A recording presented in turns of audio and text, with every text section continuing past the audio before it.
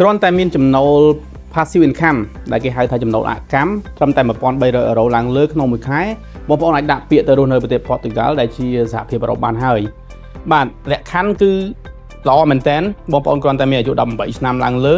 មានប្រវត្តិរស់នៅល្អនិងមានចំណូលអកម្មដែលជាចំណូលដែលបងប្អូនមិនធ្វើអីសោះទទួលបានប្រចាំខែត្រឹមតែ $1,300 ឡើងលើគឺបងប្អូនអាចដាក់ពាក្យទៅបានហើយកម្មវិធីនេះអាចទៅបាន3ចំនួនប្តីប្រពន្ធកូនឪពុកម្ដាយនិងឪពុកម្ដាយក្មេក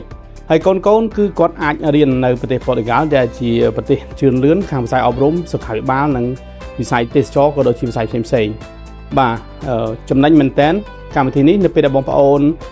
មាន resident visa នៅប្រទេស Portugal បងប្អូនអាចធ្វើដំណើរជុំវិញតំបន់សិនចិន29ប្រទេសដោយមិនចាំបាច់ស្នើសុំ visa ហើយបងប្អូនរស់នៅបាន5ឆ្នាំបងប្អូន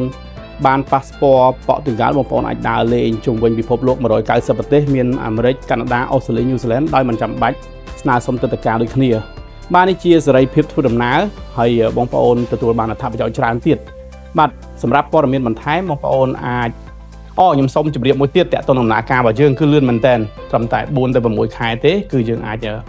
ចេញទៅបានហើយបាទសម្រាប់ព័ត៌មានបន្ថែមលោកអ្នកអាចតាក់ទងខ្ញុំបានផ្ទាល់ហើយការប្រឹក្សាគឺឥតគិតថ្លៃសូមអរគុណ